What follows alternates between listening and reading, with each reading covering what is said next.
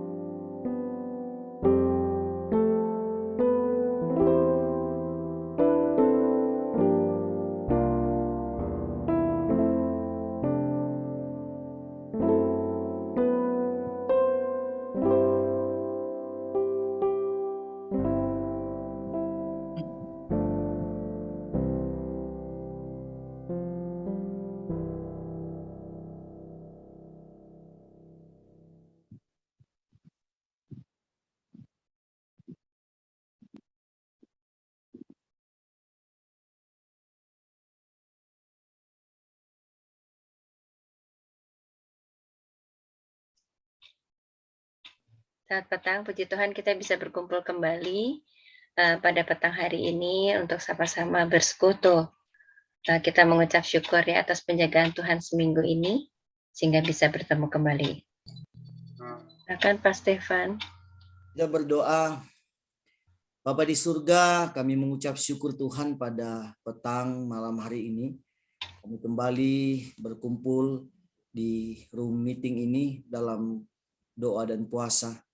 Kami boleh dapat melewati hari-hari hidup kami. Kami percaya semua karena berkat dan pertolongan Tuhan dalam kehidupan kami. Itu yang menjadi keuntungan besar bagi kami sebagai pengikut-pengikut-Mu Tuhan, bahwa di dalam Engkau kami selalu memiliki pengharapan, harapan-harapan yang kuat yang Tuhan boleh berikan dalam kehidupan kami. Sehingga kami berjalan di tengah dunia ini, berjalan bukan tanpa tujuan yang pasti, tetapi kami berjalan di dalam pengharapan yang jelas bersama dengan Tuhan. Terima kasih Bapa di surga, dalam pertemuan pada malam ini kami ingin mendengarkan sebagian dari firman-Mu. Tuhan berbicara kepada kami hal-hal penting yang harus kami ketahui, sehingga kami semakin bertumbuh di dalam pengertian akan kebenaran firman-Mu, pemahaman akan firman-Mu, pengetahuan akan firman-Mu Tuhan. Kami akan kaya di dalam Engkau Tuhan. Kaya dalam segala hal, karena Engkau yang selalu membimbing dan menuntun langkah hidup kami. Terima kasih Tuhan, kami akan mendengarkan firman-Mu di dalam nama Tuhan Yesus Kristus. Kami berdoa dan mengucap syukur. Amin. Selamat sore semua, salam sejahtera di dalam kasih Tuhan kita Yesus Kristus. Di dalam kita mempertahankan ketaatan kita kepada Tuhan, pengiringan kita kepada Tuhan, saya percaya kita menghadapi berbagai macam dinamika dalam hidup ini. Baik pergumulan, persoalan, atau mungkin hal-hal yang sifatnya menguji setiap iman kita. Saya percaya itu tidak terlewatkan dalam kehidupan kita. Kita semua akan mengalami hal seperti itu. Tetapi ada satu hal yang selalu perlu kita ingat dalam kehidupan ini adalah bahwa kekuatan kita sebagai anak Tuhan di dalam kita mengikut Tuhan adalah karena kita punya pengharapan di dalam Tuhan. Kita tidak mungkin akan mengikut Tuhan kalau kita tidak punya pengharapan di dalam Tuhan. Kalau kita tidak punya harapan di dalam hidup ini bersama dengan Tuhan, sama aja kita mengikut Tuhan juga percuma karena tidak ada harapan. Tetapi oleh karena pengharapan kita itu di dalam Tuhan sangat luar biasa, pengharapan yang Tuhan miliki diberikan kepada kita itu sangat besar, sangat kaya, maka itu yang membuat kita tetap bersemangat di dalam menjalani kehidupan kita. Tema pada kesempatan ini kita bicara tentang kaya dengan pengharapan. Kaya dengan pengharapan. Ini yang menjadi modal atau menjadi harapan atau kerinduan kita di dalam kita mengikut akan Tuhan, di mana kita kaya di dalam pengharapan. Hal-hal yang tadinya kita berpikir sulit untuk dijangkau oleh pikiran kita manusia, tetapi ketika kita memiliki pengharapan di dalam Tuhan, maka kita bisa melihat karya-karya mujizat Tuhan terjadi dalam kehidupan kita. Kalau kita bicara tentang kaya di dalam pengharapan, dalam kehidupan kekristenan, kita lihat bahwa di dalam catatan firman Tuhan menjelaskan tentang bahwa di dalam Tuhan itu kita semua pasti memiliki pengharapan yang jelas. Kita lihat di dalam Kolose pasal 1 ayat yang ke-27, Kolose 1 ayat 27 dikatakan begini. Kepada mereka Allah mau memberitahukan betapa kaya dan mulianya rahasia itu di antara bangsa-bangsa lain. Yaitu Kristus ada di tengah-tengah kamu, Kristus yang adalah pengharapan akan kemuliaan. Kalau kita tarik ulur ke belakang, kita melihat sejarah perjalanan bangsa Israel dan orang-orang yang ada pada zaman itu, pengharapan itu hanya dimiliki oleh Israel. Jadi pengharapan di dalam perjanjian lama itu sifatnya itu eksklusif, hanya dimiliki oleh bangsa Israel. Bangsa-bangsa lain itu tidak memiliki pengharapan di dalam Tuhan. Karena Allah hanya berurusan dengan satu bangsa ini, yaitu bangsa Israel, umat pilihan Allah. Sehingga yang lain itu tidak punya jalur, tidak punya jalan untuk bisa memiliki pengharapan di dalam Allah. Dan itu terjadi bertahun-tahun. Betapa mereka tidak punya jalur khusus untuk atau akses untuk bisa mendapatkan pengharapan di dalam Allah. Nah, hal ini berubah kita lihat ketika Yesus datang ke dalam dunia. Segala sesuatu berubah, di mana pengharapan di dalam Tuhan itu diberikan kepada tidak hanya bangsa Israel, tetapi kepada bangsa-bangsa lain, termasuk kepada kita. Jadi ada jaminan pengharapan di dalam Yesus. Dikatakan begini, kepada mereka Allah mau memberitahukan. Kepada mereka Allah mau memberitahukan. Dua hal. Yang pertama kepada mereka. Kepada mereka ini kepada siapa?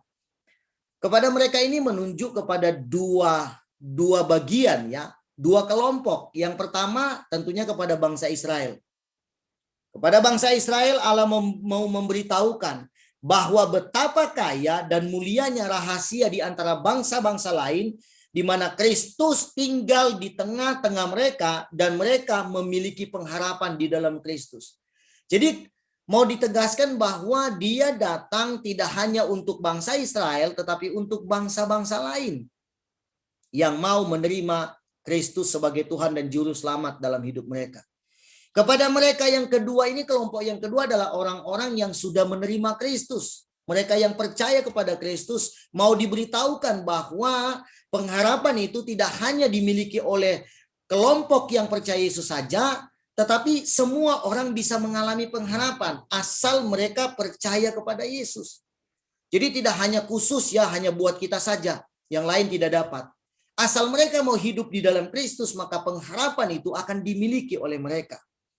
Kemudian ini sangat penting ya, sebuah pesan yang sangat penting dari Rasul Paulus kepada kita semua, bahwa pengharapan itu tidak hanya dimiliki oleh kita, atau tidak hanya kita yang berhak untuk menerima pengharapan itu, tetapi orang lain juga, bangsa lain juga berhak untuk menerima pengharapan itu. Oleh karena itu, kita tidak boleh main-main atau mempermainkan pengharapan di dalam Tuhan. Jadi jangan kita berpikir bahwa kita sudah hidup di dalam pengharapan akan Tuhan sehingga kita seenak-enaknya kita bermain-main di dalam dosa kita, di dalam pengharapan itu, karena kita percaya bahwa pengharapan sudah kita miliki.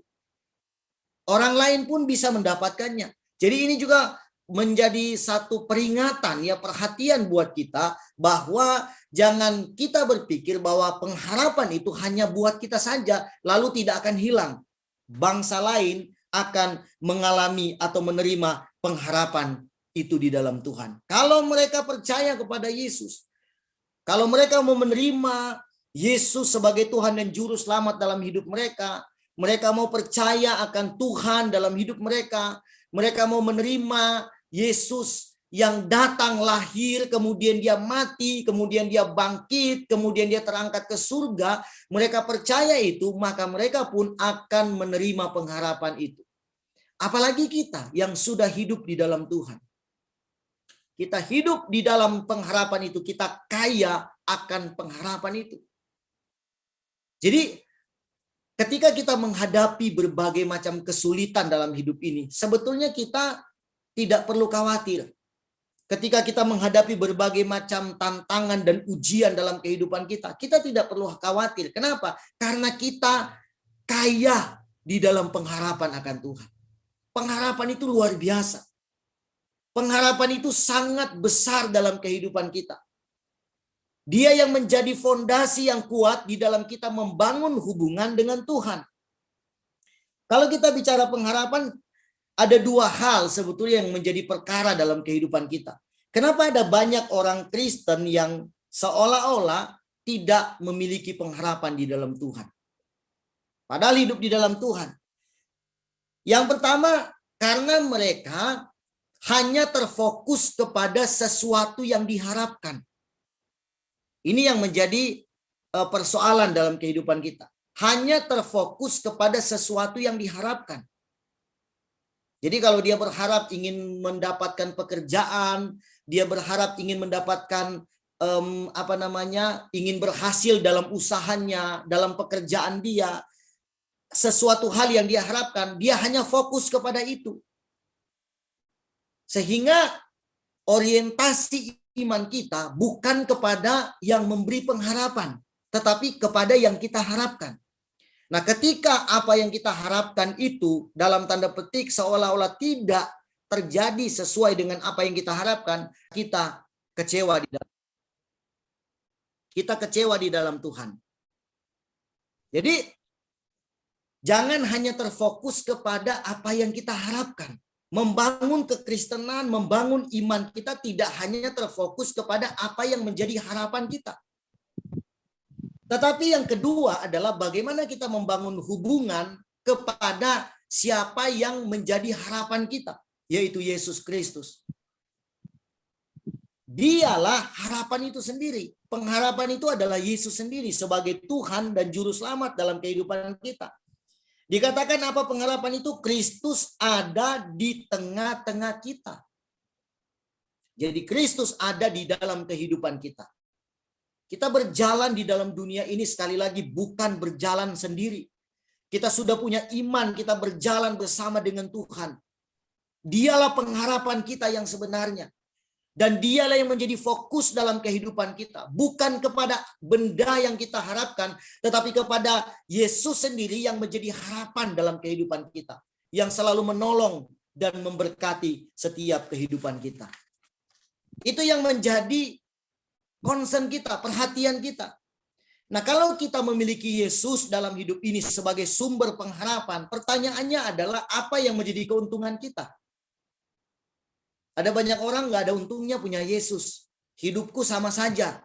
Waktu belum punya Tuhan dengan punya Tuhan.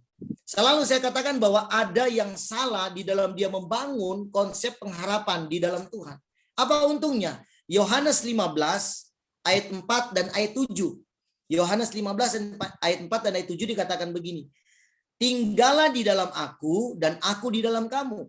Sama seperti ranting tidak dapat berbuah dari dirinya sendiri kalau ia tidak tinggal pada pokok anggur.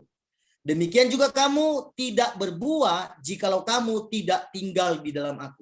Ayat 4 ini mengatakan tinggallah di dalam aku dan aku di dalam kamu. Sama seperti ranting yang tidak dapat berbuah dari dirinya sendiri kalau ia tidak tinggal pada pokok anggur itu.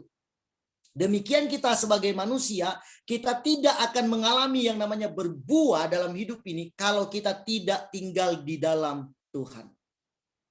Jadi pengharapan di dalam Tuhan itu adalah membuat kita mengalami kelimpahan berbuah di dalam Tuhan. Berbuah itu tidak hanya bicara tentang hal materi, tetapi bicara tentang sukacita, damai sejahtera, bicara tentang semangat hidup, bicara tentang hal-hal banyak. Kita berbuah dan berbuah. Hanya dengan satu cara adalah kita tinggal di dalam Yesus sebagai sumber pengharapan kita. Kalau kita tinggal di luar Tuhan, firman Tuhan mengatakan kita akan seperti ranting yang tidak tinggal pada pokok anggur, pada batang pokok anggur itu tidak mengalami berbuah. Bahkan mungkin akan mengalami kematian. kematian secara pengharapan tadi ya, kita mengalami kematian, tidak ada damai sejahtera, tidak ada sukacita, tidak ada semangat dalam kehidupan kita karena kita tidak tinggal di dalam Tuhan. Nah, ini yang perlu kita ubah dalam cara berpikir kita. Bukan soal buahnya, bukan soal hasilnya, tetapi soal di mana kita tinggal. Kepada siapa kita berpengharapan, yaitu kepada Tuhan.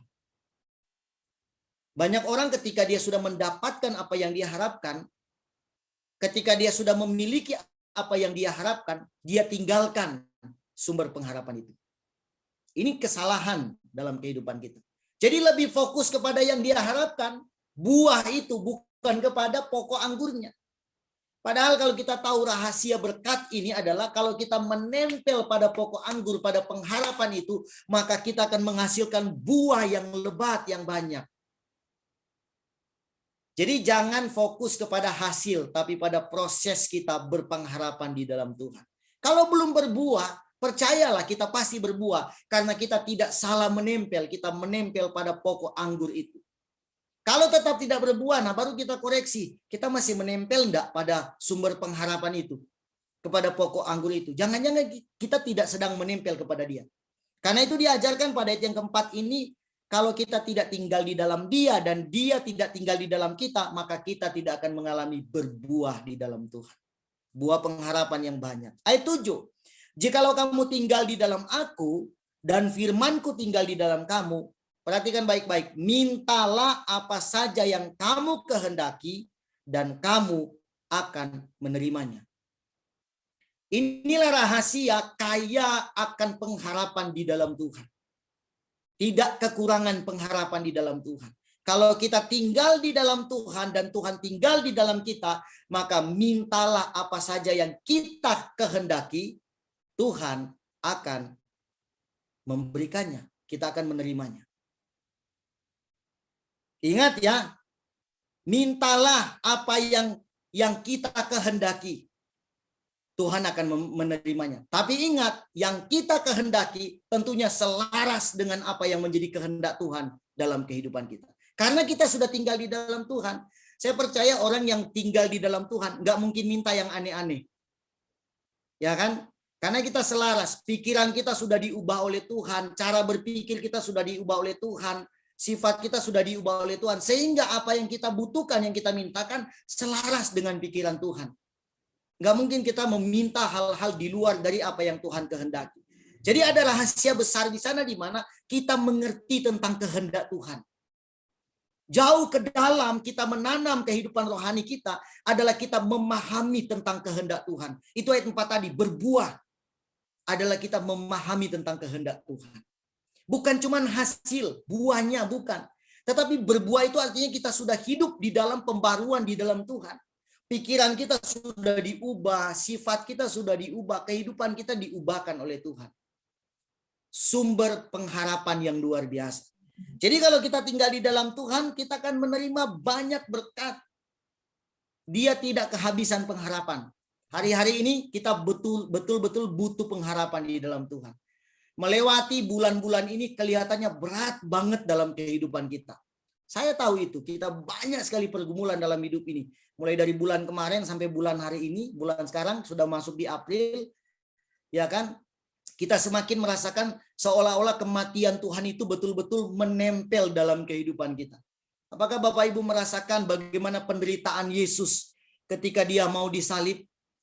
Kita mau merayakan nanti Jumat Agung dan Paskah di bulan ini. Kita seperti merasakan suasana kematian Tuhan Yesus waktu itu penuh dengan pengorbanan dan kesabaran. Tetapi itu harus dilakukan oleh Tuhan. Kalau dia tidak mati, kita tidak bisa berharap kepada dia. Dia tidak punya pengharapan kalau dia tidak mati dan bangkit buat kita. Tetapi oleh karena kematian Yesus dan kebangkitan Tuhan membuktikan bahwa di dalam dia kita kaya di dalam pengharapan. Karena dia sudah membuktikannya. Jadi melewati bulan-bulan ini kita penuh dengan pergumulan dan perjuangan. Bersabar, tetap percaya kepada Tuhan. Karena dia kaya di dalam pengharapan. Dia akan membuktikan kepada kita. Inilah pengharapan di dalam Kristus. Kita berlimpah-limpah di dalam Kristus. Ya, perhatikan kata kita berlimpah-limpah. Dalam segala hal ya. Sekali lagi, jangan hanya berpikir tentang materi, tetapi kita pikirkan tentang banyak hal. Kita berlimpah-limpah di dalam Tuhan. Berlimpah di dalam damai sejahtera, di dalam sukacita, di dalam semangat hidup. Kita berlimpah-limpah Tuhan berikan kepada kita. Karena kita punya Tuhan yang luar biasa. Yang menjadi persoalannya adalah apakah kita betul-betul hidup di dalam pengharapan itu? Apakah kita betul-betul memiliki pengharapan di dalam Tuhan? Kaya di dalam pengharapan. Seharusnya kita miliki dalam kehidupan kita. Pengharapan itu bagaikan sau yang kuat. Yang bisa menahan kapal yang besar ketika berlabuh. Sama dengan kehidupan kita. Di tengah badai dan pergumulan hidup, pengharapan itu bagaikan sebuah sau yang kuat dalam kehidupan kita untuk melawan setiap pergumulan hidup kita. Tapi persoalannya, pertanyaannya, apakah kita hidup di dalam pengharapan akan Tuhan? Saya percaya kita semua hidup di dalam pengharapan di dalam Tuhan. Berharaplah terus kepada Tuhan karena Dia tidak pernah kehabisan pengharapan. Dia kaya akan pengharapan. Kita hanya perlu menyerahkan diri kita totalitas hanya ke dalam tangan Tuhan. Kita jangan sampai kehilangan itu. Jangan sampai kehilangan pengharapan. Tetap berdoa, tetap bergumul kepada Tuhan, dan tetap percayakan hidup kita hanya kepada Tuhan. Kita akan bersama-sama melewati semua pergumulan ini, dan kita akan mengalami kemenangan di dalam kehidupan kita. Karena Dia Tuhan yang kaya akan pengharapan, akan kemuliaan Allah. Kita mengalami kemuliaan Tuhan yang luar biasa dalam kehidupan kita. Sampai kita tiba pada ibadah pencurahan Roh Kudus nanti, kita akan melihat bahwa kuasa Tuhan akan dicurahkan di dalam kehidupan kita. Kiranya melalui firman Tuhan pada kesempatan ini, kita semua boleh diberkati oleh Tuhan.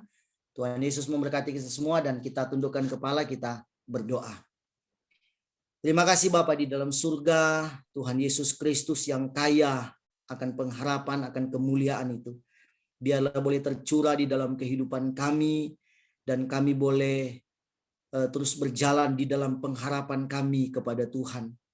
Pengharapan Tuhan yang tidak mengecewakan, pengharapan Tuhan yang luar biasa, yang terus membangkitkan semangat kami, keyakinan kami kepada Tuhan, bahwa apapun persoalan yang kami hadapi hari-hari ini, Tuhan tetap bersama dengan kami. Terima kasih Tuhan, berkati umat-umat Tuhan yang sudah mendengarkan renungan firman Tuhan pada kesempatan ini. Biarlah kami semua boleh diberkati oleh Tuhan. Di dalam nama Tuhan Yesus kami berdoa dan mengucap syukur. Haleluya. Amin. Terima kasih Pak Stephen. Silakan Mika menyanyikan satu lagu.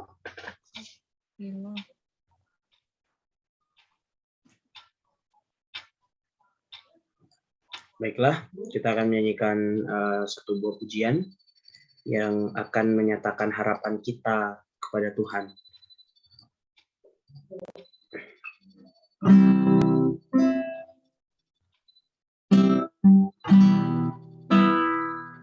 Kaulah harapan dalam hidup kami ya Bapa.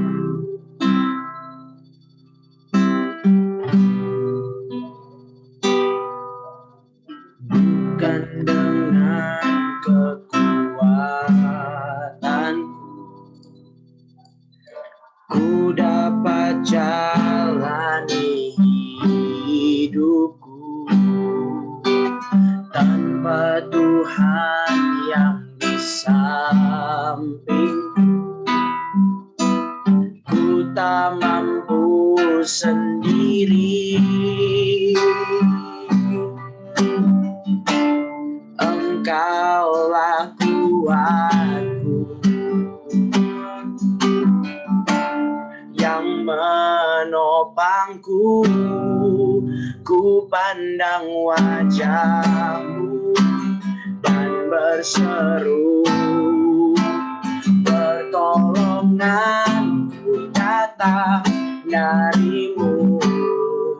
Peganglah tanganku, jangan lepaskan. Kaulah harapan dalam hidupku.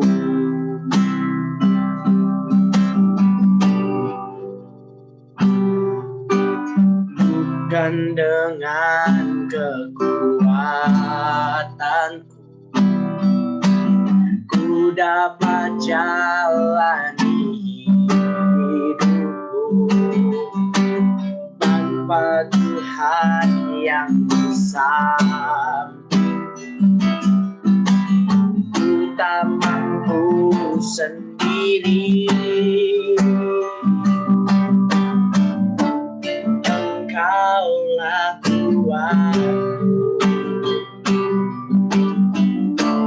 yang menopangku. Ku pandang wajah-Mu dan berseru, pertolonganku datang dari-Mu. Peganglah tanganku, jangan lepaskan. Kaulah harapan dalam hidupku. Ku pandang wajah-Mu dan berseru, pertolonganku datang dari-Mu. Peganglah tanganku, jangan lepaskan. Kaulah harapan dalam hidupku. Oh, ku pandang wajah-Mu dan berseru, pertolonganku datang dari-Mu. Peganglah tanganku, jangan lepaskan. Kaulah harapan dalam hidupku.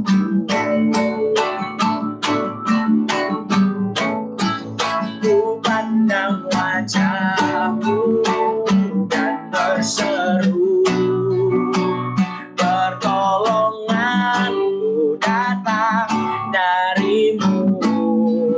Peganglah tanganku, jangan lepaskan. Kaulah harapan dalam hidupku. Kaulah harapan dalam hidupku.